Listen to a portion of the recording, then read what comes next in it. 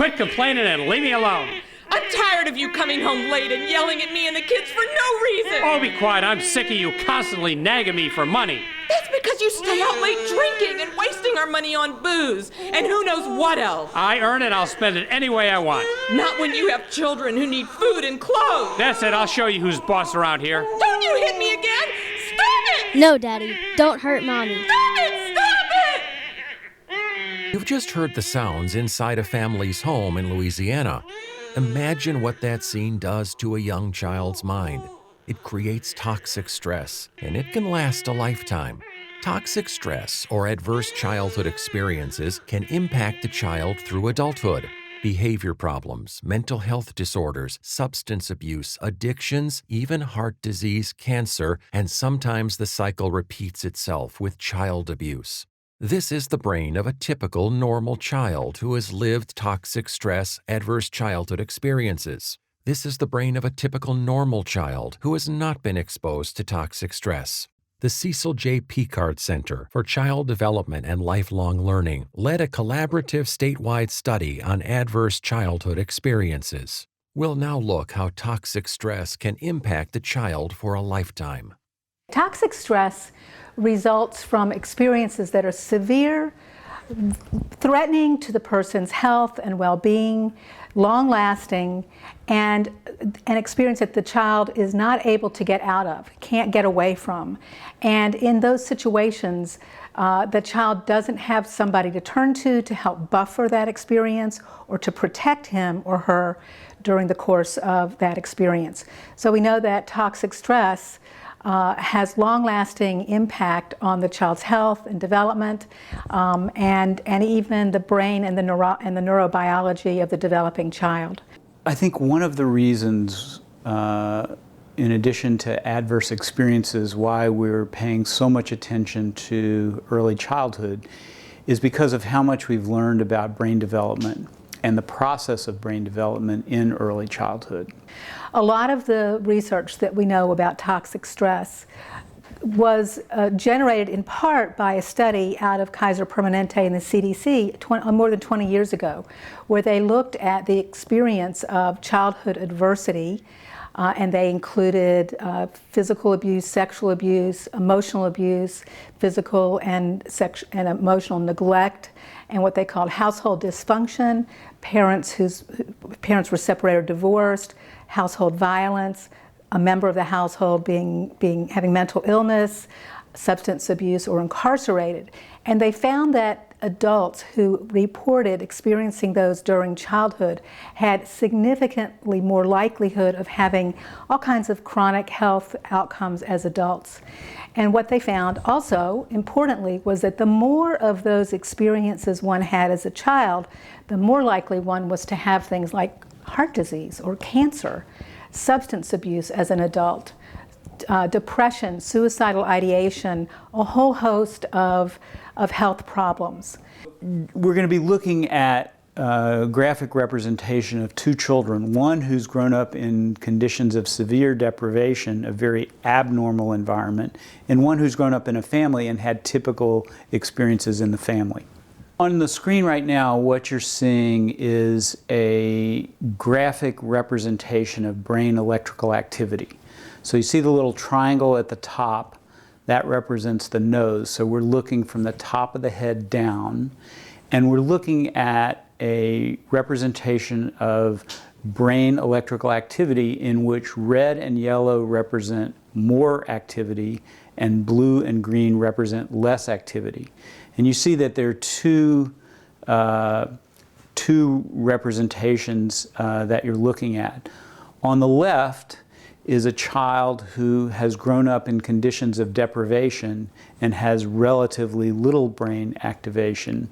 And on the right is a child who's grown up in a family and has typical patterns of brain activation. So you can see that just the sheer amount of electrical activity in the brain is reflected based on the experiences that that child has had in terms of being raised in a family or being raised in an institution in conditions of deprivation. When these kinds of experiences begin to pile up, they begin to take a toll on the body and the developing brain.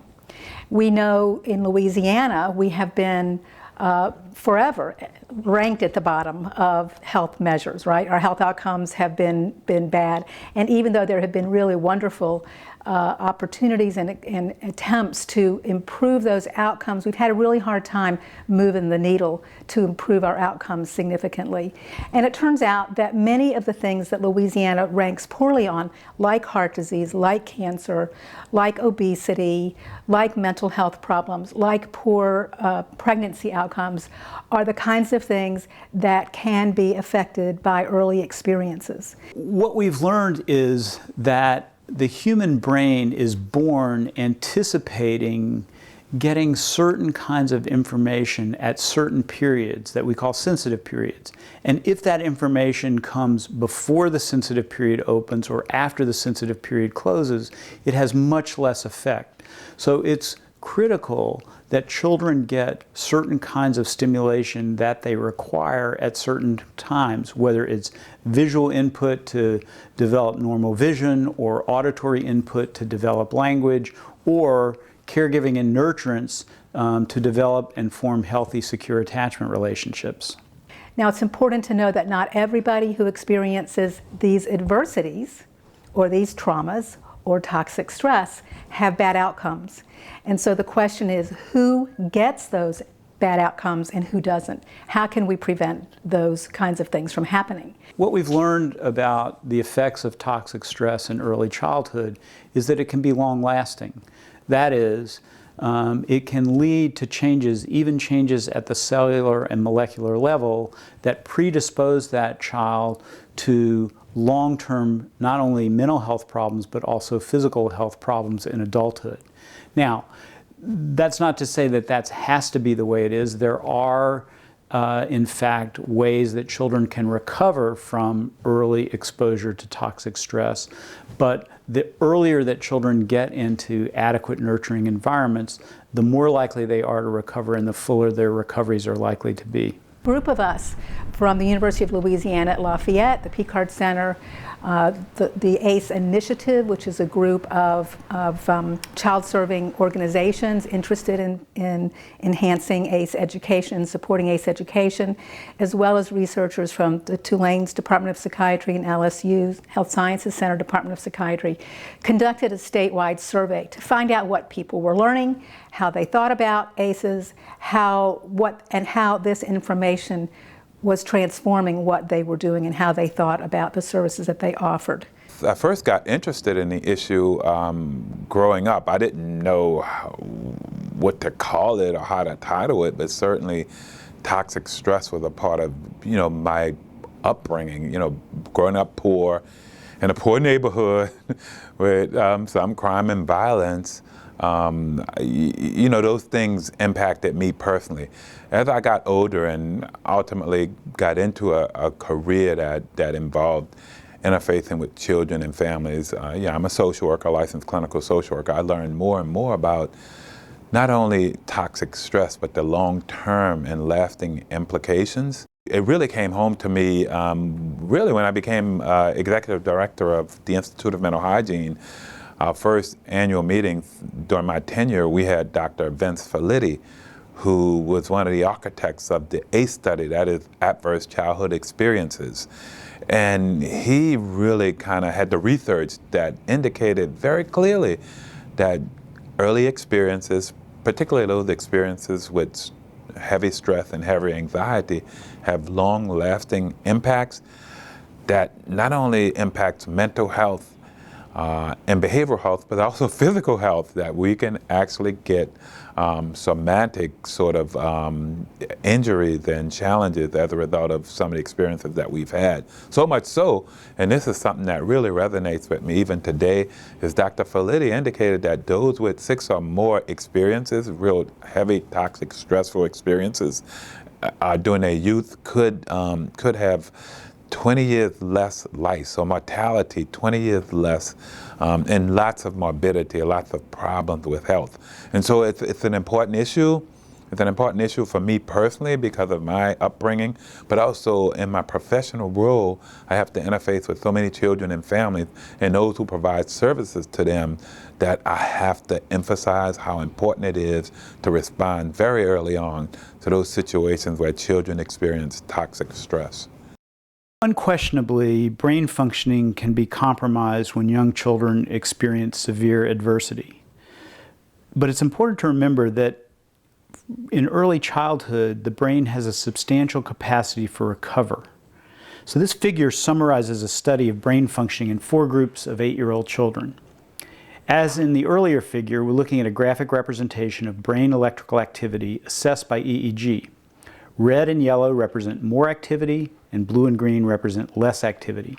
In the upper left, we see a group of children who had prolonged exposure to deprivation and have little brain activity. In the upper right, we see a group of children who spent their first 2 to 2.5 years in severe deprivation, followed by an intervention. They also have low levels of brain activity. In the lower right, we see a group of non-deprived children who show high levels of brain activity. And in the lower left, we see a group of children who experienced early deprivation, but then received intervention before their 2nd birthday. Their brain activity is high and indistinguishable from the non-deprived children. So what this figure illustrates is both the capacity for recovery in brain functioning that's possible, and also the urgency about getting children into adequate caregiving environments as soon as possible. Prior to being on the city council, I was a youth services librarian with our public library, and I experienced a lot of kids that would come into libraries after school, waiting for parents to take them home, and you notice some of their behavior. They act out, and when you calmly engage with them about behavior, proper behavior in the library, they get really, really over-emotional, irrational. A key phrase would tend to be, "I didn't do nothing." And to me, that's usually like the double negative is a stop and ask, like, "You okay? Are you hungry?" They kind of stop and they're like, "Yeah." A lot of times the irritability that they're expressing is that they just haven't eaten anything since probably 10 or 11 o'clock during the school day. That on top of being pinned up in a school all day and not having a way to expend extra energy, and now we're expecting them to come into a library and be quiet while they're really wanting to decompress. From there, I noticed that a lot of the kids that were coming into the inner city libraries would have the food from the backpack programs through the food bank, and those are, non-perishable items that kids would have that are self-sustainable so they can eat over the weekend so they don't go hungry. And I'm realizing the kids that have some of the higher levels of misbehaving are also the kids that are usually more impoverished and without those extra services wouldn't make it through the weekend. As a librarian, what I've learned about kids is that if they don't have the words to express themselves, they act out. A lot of times if you've got kids who are behind in reading, behind in math, especially in their reading, if they can't express themselves through words, they start to express themselves physically. A lot of times that over-emotional sort of builds up, it starts to exhibit as bullying. These are kids who are showing you what they're learning at home. They don't always feel safe, and a lot of that comes back to the toxic stress. They are triggered a lot easier, and they don't know what's going on because they don't have the capacity, and then they disrupt everything around them. And instead of being able to deal with that issue immediately with those kids and say, hey, let's de-escalate an issue, a lot of times there's so many other things going on that we immediately remove that kid from the situation, and we don't give them an opportunity to readapt, to recuperate. It's really important that we look at families as a whole, because things that happen in communities, what happens with parents who are stressed, transmit that stress to their children. So it's really important that we look at the wraparound services for families to ensure that they have the best tools to nourish and make their children more resilient. And what we really look at in Louisiana is sort of two hands. We have the policy hand, where we have policies that keep schools from, for instance, expelling children who may be acting out as a response to stress. And then we also have the funding hand, where we fund those wraparound services, everything from making sure families have enough to eat, making sure they have a livable wage, making sure their communities are safe, and making sure that they have parent education.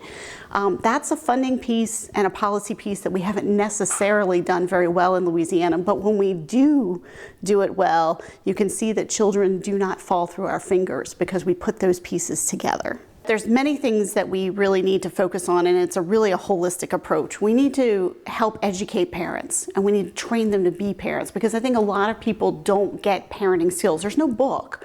There's no science that we transmit to parents about this will help your children do better than this particular behavioral modification. And then we need those wraparound services. So when a parent presents themselves and needs food stamps, we need to make sure that they've got everything else that they need. How are your children doing? How is the stress of this going? Do you need to talk with someone?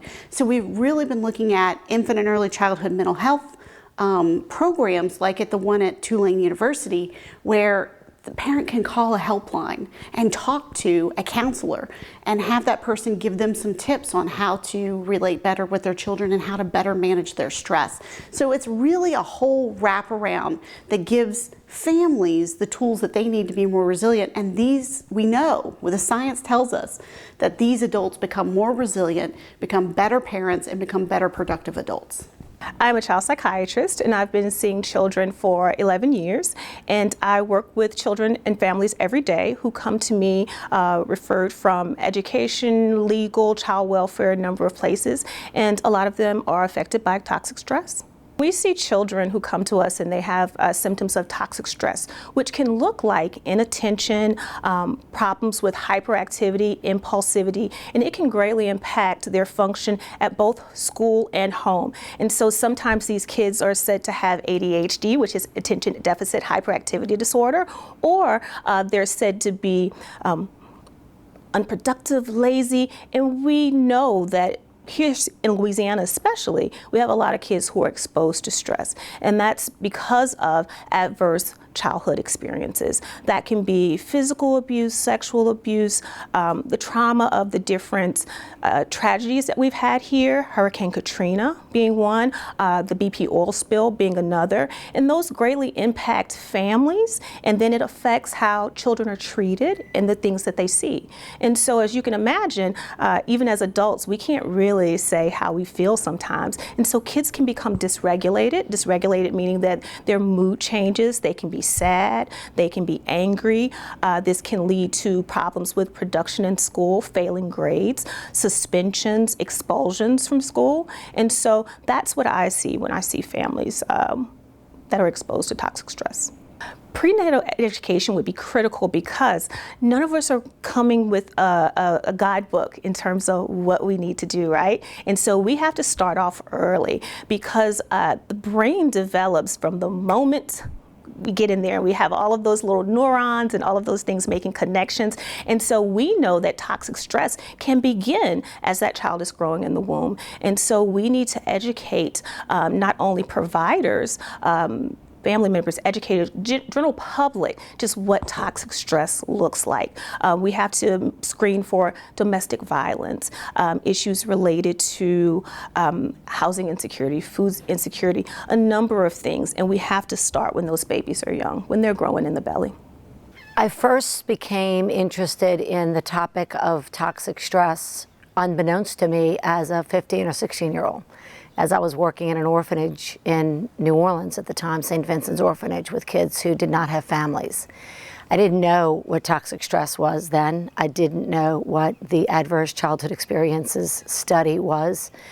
But that experience led me to, as a lawyer, work with children who were without homes. And all those kids in care, in foster care, in state's custody, were kids who had in their lives experienced toxic stress. So throughout my entire legal career, I've been focused on and thinking about the impact of stress, and now what I know to be toxic stress, on the lives of children and families. What I really want us to do is disabuse ourselves of the notion that little kids don't matter, and that what we teach little kids and what little kids experience don't matter. I've frequently heard judges say, it's okay guys, this kid's too young, he'll never remember this. That's the wrong analysis. You don't have to remember to experience stress. And stress, this is not a medical term, and my medical friends will probably not like me for it, but stress is like constant little nicks on the brain. And those nicks are like, you know, think about concussions. If you had a concussion every day as a kid, would you think well as an adult? And that's really the most sort of elementary way that I can put what happens to a child's brain when that child experiences input. We know well that children at a very young age, they can learn 2, 3 languages. Their brains are like sponges. Unfortunately, they're sponges for good and they're sponges for bad. And so when children experience early stress, that stress manifests itself in ways that informs their experiences and their abilities as adults. And it's important that we know that. Ever since I've been young, I've been thinking about why is it that we can't get a handle on the number of children that come into foster care? Why can't we reduce the number of children without families? Why can't we make a dent in this? And I think the reason we haven't made a dent of it is we have been downriver. And we need to get upriver. So the state needs a master plan to understand how to make sure that every child born into our state has early childhood experiences that are rich and safe. Because if you're not safe, you can't behave well. If you're not safe, you act out of fear, you act out of anxiety, and we see this in little kids. And those little kids grow up to be adults. So in order for the state to get ourselves off of all of the lists we don't want to be on, we need a master plan around adverse childhood experiences and its impact, and how to eliminate those experiences to the very best we can. I've been a pediatrician now for over 38 years. First became concerned about the effects of adverse child experiences basically as a medical student, and carried that into my training and then into my practice as I became involved in a practice in Baton Rouge. The behaviors that I witnessed in children actually seemed to be very simple initially. Problems with sleep, problems with their actions in school, problems in their actions at home with their families. And then as that seemed to grow, the families would come in and would say, we're really having issues with little Bobby or little Sally behaving at school and their homework. We've also come to realize that the level of stress for the kids has become, we've termed it as toxic stress, where you're seeing that the stress on the children is so persistent and extreme that these children, not just as teenagers, not just in middle school, but even down to the child who is the first 3 years of life, the disruption in simple things, the predictability of feeding, the predictability of a safe environment. These things actually disrupt the child's cortisol level to the point that the child is under persistent stress from the physiologically.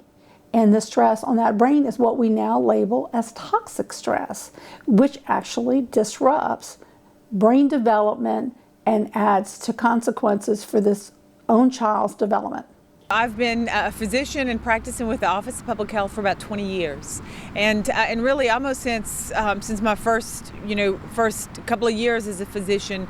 First in residency in New Orleans, working with children in our pediatric clinics there, and then through our parish health units here in Louisiana, particularly in Acadiana, noticing that the children and families who we routinely see over and over again for chronic physical conditions, mental health problems, oftentimes when we take a person personal social histories from those individuals that we found to learn that a lot of stressors at home. So individuals, families who were experiencing or witnessing violence in homes or in their communities, poverty, food insecurity. So, there was a pretty early realization that all of these outside factors actually impacted or were clearly impacting the individual's behavioral or mental health. It's not until just a couple years ago when we started to read or learn more about these adverse childhood experiences or traumatic experiences that people face, that they actually have a link or there's some interaction between those, or some link between those behaviors, those exposures, I should say, and individuals' physical health. So again, very clearly, early on, they affected mental health, behavioral health of individuals, but this physical health link is actually a new realization. So now we know that adults with even chronic medical conditions like hypertension, heart disease, diabetes, obesity, that there's a link between those physical conditions and toxic experiences or adverse experiences that they were exposed to as children. So for example, people living and exposed to frequent violence, domestic violence, shootings, natural disasters, hurricanes, we talk about mass casualties, even things that you witness on TV. A child, those are all stressors for children. Divorce, that can, again, interestingly, not only affect their mental health, but also their physical health. And so it's really important the adults who live and care for those children and their families and their school system and the court system, that they realize that when a child is acting out, that we may need to dig a little bit deeper and try to find the root causes of that behavior if we really want to change behavior and again, improve that child's trajectory. For years, physical health and behavioral health have remained very separate when it comes to attention to diagnosis and treatment. And in medical school and in specialty training, the focus is primarily on that area of expertise in which you're going to practice.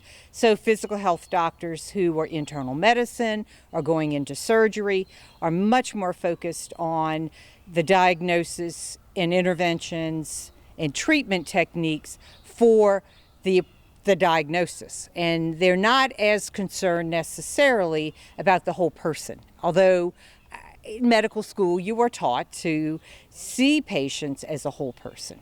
However, with the practice of medicine, with every 15 or 20 minutes in which you are delegated to get a diagnosis and to prescribe a treatment intervention, there's not a lot of time to give attention to other factors that may be influencing the illness or the outcome of that illness. I manage the child welfare system and deal with child abuse and neglect on a daily basis. So in Louisiana, at any given time, we have about 4,000 children who are in the foster care system. So on any given day, of the 4,000 children who are in the foster care system, virtually all have experienced abuse and neglect. That is why they're in the system. And many of them have experienced multiple forms of abuse and neglect. So the abuse and neglect that these children experience are often the result of toxic stress, the circumstances that their parents have experienced themselves as children often. So, no parent wakes up in the morning thinking, I can't wait to abuse my child today or neglect my child today. But when you think about the level of stress, the conditions that many of them are in, when you think about the histories that many of them have had and the experiences they've had, they often resort to the same practices that they were raised with. And many times those are abusive practices or neglectful practices. So many of our children have experienced multiple. Some have experienced, I would say, virtually all 10 of the experiences that are studied in the ACE survey. And it's no wonder that the children are experiencing the kinds of physical and emotional behavioral issues that they're experiencing. These children don't need just decent parenting, adequate parenting. They need better than adequate, better than decent parenting. They need above average parenting. And as the custodian of these children, the state is the custodian of these children, we have an obligation to make sure that these children receive the very best care to overcome some of these challenges that they've been faced with. Ensuring that we build a sense of resilience in these children is key to helping them overcome some of these factors that they've endured. I've been working in juvenile justice for more than 20 years. We are in our main courtroom here, and this is the setting where we see children from 10 to 17 that are facing possible incarceration. The way that we can tell a child has that history, number one, you can look at their record and see a history of emotional reactions and trauma triggers that show you they have that history. We also can see it in the ways that, frankly, detention is less effective. Detention is, by definition, a negative reinforcement. With a child with a trauma history, that negative reinforcement is less effective because, frankly, detention is safer than the homes they're coming from. For that population that we work with that has suffered that kind of toxic stress, the future is, it's dismal without treatment. They will continue to have explosive responses, emergency responses in inappropriate settings that are going to get them in trouble with principals, teachers, law enforcement, judges, any authority figures for their foreseeable future unless they get treatment. The treatment options that we see for these children are, there's two specific kinds of counseling: trauma-focused cognitive behavioral therapy and EMDRs, eye movement, desensitization and reprocessing. Those are two very specific kinds of treatment that work really well with trauma. If we can identify the children that have that toxic stress, that history, and we can get them those specific treatments, they work quite well. It's very, very difficult work. This percentage of children that are chronic kids, it's a very difficult population to reach. With that trauma treatment, we've seen some success. We've been able to turn around roughly 75% of those children. And so we're positive about that. I mean, that's a good result, but it is an ongoing battle. You have to stop the abuse in the home. You have to stop the stress, the toxic stress that they're taking in. You then have to get them treatment.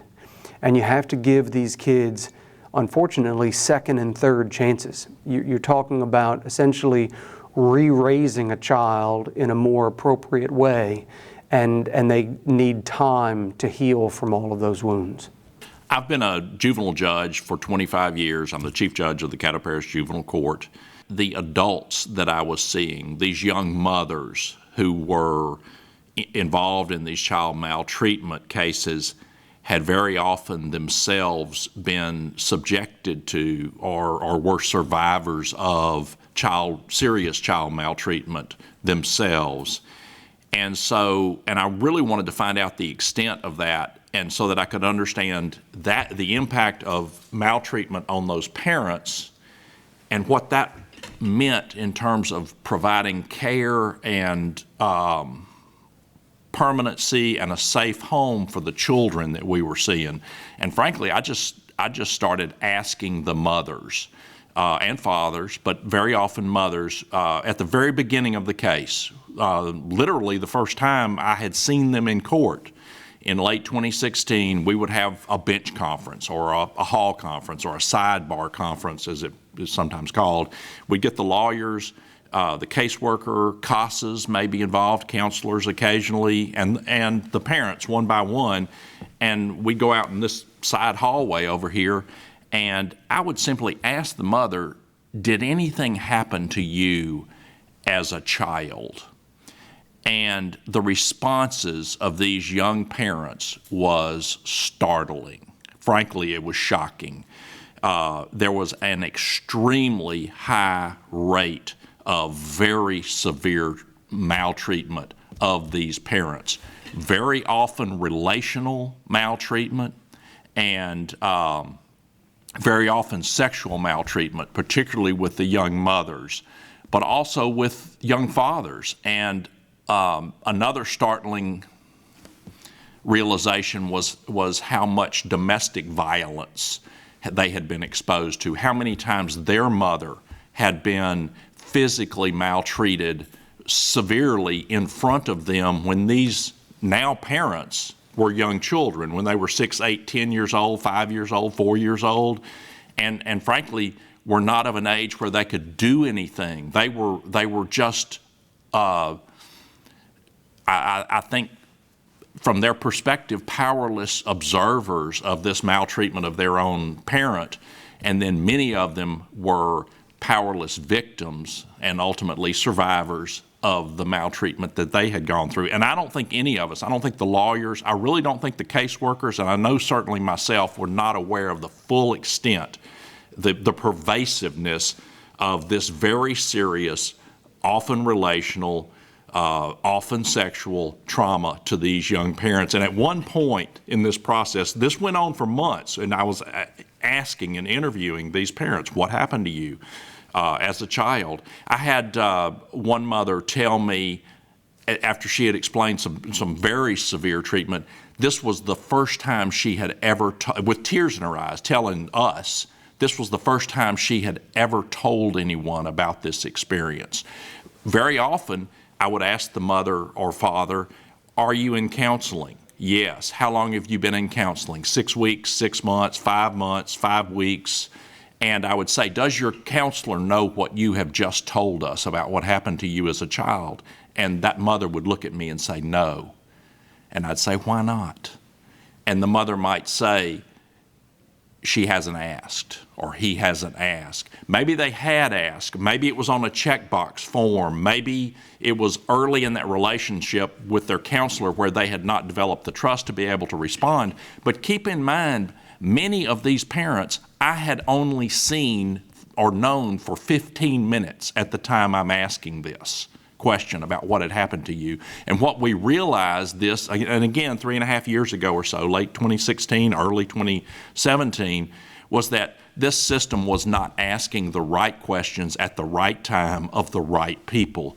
And I realized that at a point in talking with one particular young mother who had an 8-year-old daughter in the courtroom just across the door, so to speak, at that time, that this mother was just that child 20 years later. And if we wanted to heal and wanted to protect the children and wanted to provide a safe environment for the children that we were working with, we needed to heal their parents. That's the best thing you can ever do for a child. Again, I've been doing this for over 25 years. I can't tell you how many times a teenage boy has looked at me when I've said, is there anything else I can do for you? Help my mother, help my father, heal my mother. They can take brain scans of soldiers coming back from the Middle East war experiences and compare those to brain scans, deep brain scans and neural maps of children who have been subjected to this early childhood trauma. Whoa, there's startling resemblance, similarities. And understanding that this stuff is real, it is serious, and it does impact our lives, and it becomes intergenerational if we don't do something to step in and provide healing. Over the last few years, roughly 0.1% of every foster child in the United States of America has walked through or been carried through the door of my courtroom, not this courthouse, my courtroom, one little judge in one little corner of one little state. About roughly 0.1% of the foster children in the United States of America have walked through the door of my courtroom. So if you want to understand why did I go ask these parents what was happening, that's why. I needed to understand that for myself, for them, and for the children that we are trying to care for, protect, and ultimately provide a safe, permanent home, ideally and hopefully with their family of origin, with their parents, where that can be safely done. our court experience was traumatizing for children, having to come and sit out there and wait for their cases to call. So we began to be much more aggressive about staggering our dockets, having a therapy, emotional support puppy there in the court. Some wonderful folks built a calming studio here at the court, a sensory room with wonderful play therapy, with wonderful activities, sands and projections of things, and what I call bubble lights on steroids. But these different sensory experiences and things that will make coming to court and maybe having to wait to testify if that's the case, or just wanting to be here at court, but not necessarily wanting or needing to be in the courtroom at the time, to be able to have a good experience with people who understand the special behavioral needs, the special emotional needs that children who have been through a lot of these really bad experiences may need. I've been a district court judge for 11 years with exclusive juvenile jurisdiction, but I'm also a certified ACE trainer, which is Adverse Childhood Experiences. The reason that I'm so interested in that is that children do things for a reason, and I kept thinking, why is this child repeatedly coming into this court when I say to them, if you do this, then this is going to happen? Then I started seeing the same children that were foster children that have had traumatic experiences. And so after years of going over this in my mind, seeing children, the pain in their face, then starting looking at truancy and following children's paths, you can see and follow, and there's a pattern. And they start off with truancy. Then they go into delinquency or behavior problems, and it really is a pattern. And so when Dr. Zena has the ECPLI training, it's with early childhood, and Dean Landrew, Madeline Landrew, who was also a judge, asked me to attend. When I sat through the Adverse Childhood Experience training, it all made sense to me. Adverse childhood experiences not only shape your brain architecture, but it translates to how you react to everything in your life. Once I went and sat through the ACE training, the Adverse Childhood Experience training, and I listened so intently, and I could not even believe that our brain architecture is not just about DNA. It's about the experiences that happen in our lives, positive or negative, and it impacts the biology. It impacts the architecture of our brain. It determines whether the frontal lobe develops or whether we act with a fight or flight response in the amygdala. It determines our behaviors, and it's that child in kindergarten where that teacher says, oh goodness, little Johnny is acting this way and I cannot teach the class, he must be removed. It was then when I would go to with the judges for our quarterly meetings with the secretaries of the state agencies, and we would look, and I saw that, oh my goodness, we're expelling 1,100 children in kindergarten. I started putting all this together and saying, 1,100 kindergarten children, they're not bad. What is going on? You ask a child, what are you doing? Why did you do that? These children have absolutely no idea why they are doing the things that they are doing. Why are they sexually acting out in kindergarten? Why are they trying to hit a teacher? Why are they throwing their desk or their pencils? Why are they trying to harm other children? Why are they still using the bathroom on themselves? And so it was not until I sat through one of those trainings and realized it's not why are you doing this, it's what happened to you or what is happening to you. And so after I started asking those questions, not only to children in my court, but to teenagers as well, it would take a 16-year-old boy, almost a man, and when you ask that question and you watch that child almost crumble and you say, "What happened to you? Where's your father?" And that child almost crawls in a fetal position because no one has even cared to ask, or no one has thought to ask. Because when you say, "Why did you do it?" they can't even formulate an answer because they don't know. They reacted with the fight or flight response because it's survival. And that's exactly what is going on. They are surviving. And they say these are inappropriate reactions. But it's not. It's absolutely appropriate for what this child has been conditioned to do. It's a conditioned response. This is what happened to this child. This is the only thing the child knows how to react to in order to survive or keep themselves safe. The Louisiana Department of Health felt so strongly that information was needed by anyone who is working with families and anyone who is making policies for families, that the information about toxic stress and the importance of early experience was so important that it was something really that I wanted to support and for us to really to spread the word about. We is actually offering the ACE, the education around early experiences and toxic stress is something that emerged out of a work group between our agencies that work on early childhood policy, early care and education policy, as well as family coaching and support.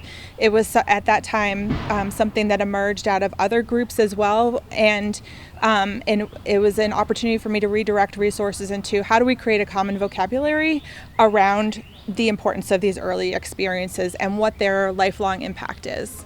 I'm an adverse childhood experiences trainer, and I train people all over Louisiana. The people that I train are teachers, staff, and administration in K through 12 schools, early childhood educators and Head Start programs, mental and behavioral health providers, pediatricians, medical students, people that work in the courts, mentors for adolescents and young adults. I teach them about the types of experiences that can contribute to and cause extreme and chronic stress, and how those experiences can influence patterns in our behavior, can influence what children need to be able to learn in school, and how those experiences can add up to create sort of a long-term inflammation of our stress response that can lead to chronic illness and mental and behavioral problems later in life. I have been training people for the past 5 years about the importance of toxic stress in working with their children and within their own families and identifying toxic stress in their own lives. And it's a critical part of brain development, child development. It impacts relationships. It really, simple things determine how you make choices based on what you've experienced in your own family. So toxic stress sets the brain on a path that is really critical. We have been able to identify that just looking at some of the children's behavior within the school system and within the families. So the goal is to help families identify how critical toxic stress is. Over the years, I have observed how in a parenting style, that aggressive yelling and screaming. We don't understand how yelling and screaming impacts brain development, causing toxic stress, which causes a behavior. So when I scream as a parent at my child, I love him dearly, but I'm frustrated and I'm upset, then I scream, I shout, I yell, and it impacts that child's brain development. And if you impact it over years and years and years, then you can see sometimes, it is, of my opinion, domestic violence. Children are not born violent.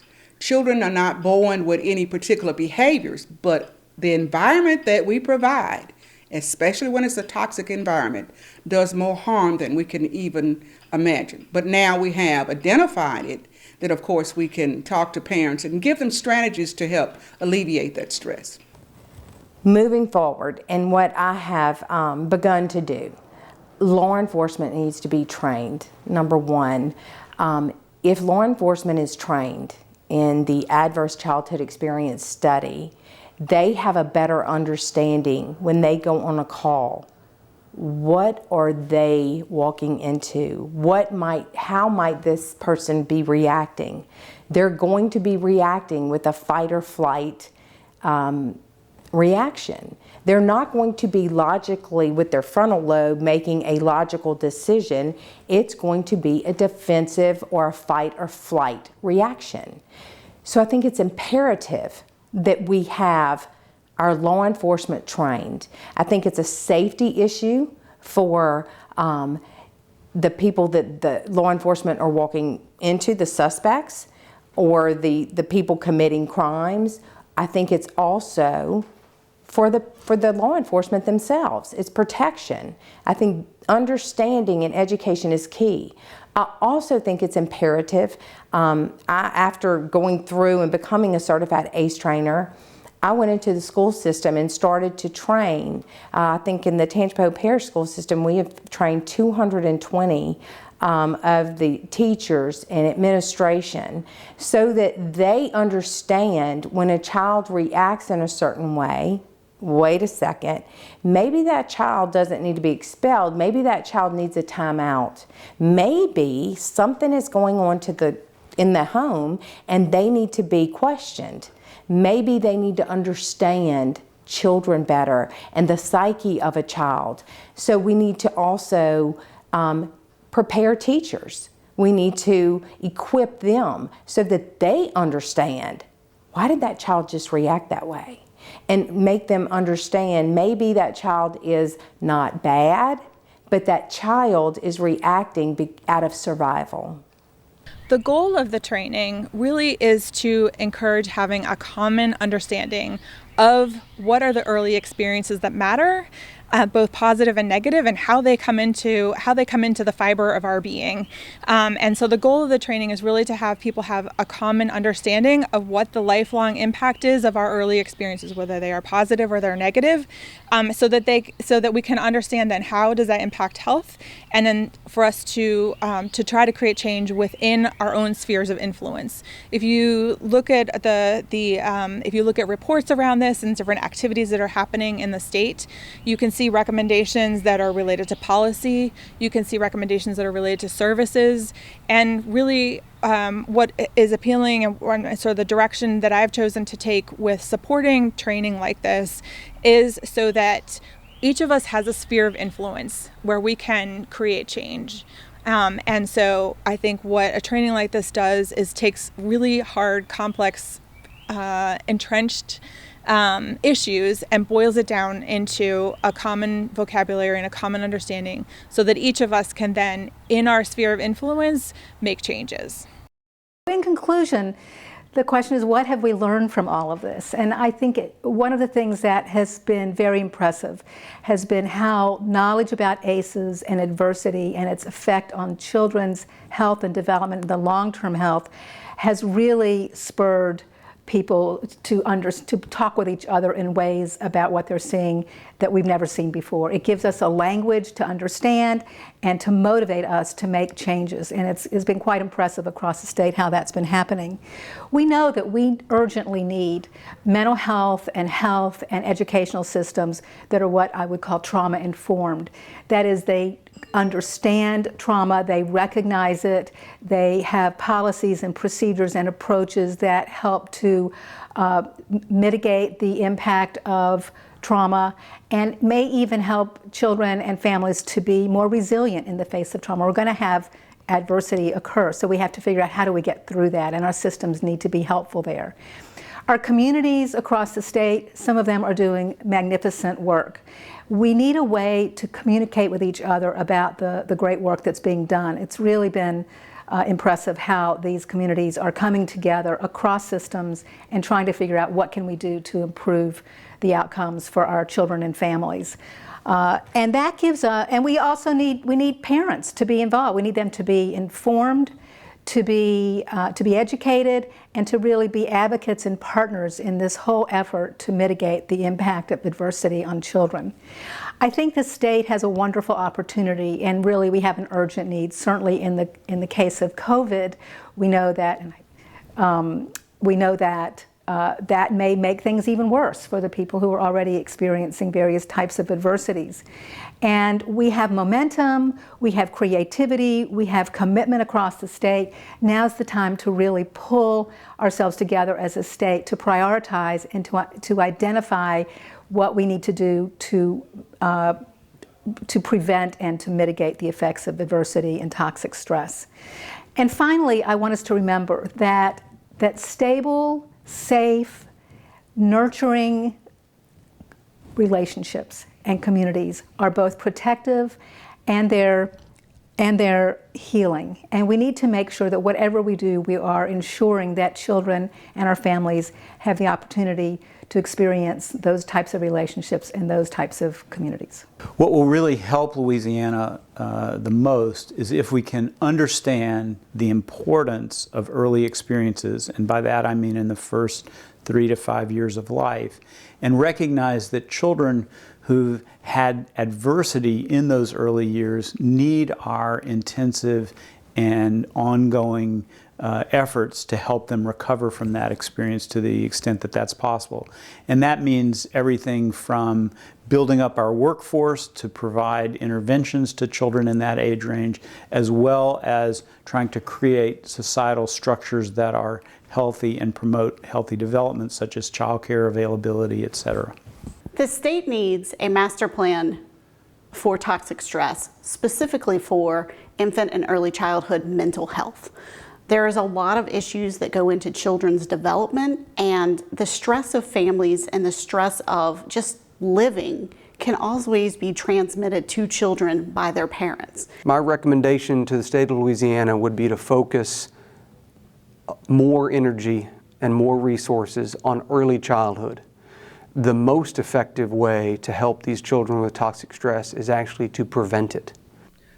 We need parents to be able to interact with their kids in positive ways, to be able to de-escalate issues at home, to know more than one way to discipline a child, and preferably for it to not be a physical discipline. I think one of the most important things is that we have policy that mandates trauma-informed systems of care. And by that I mean systems of care, that is those professionals and others who provide services to children and families, particularly children, understand the implications of toxic stress, and then they work with children and families.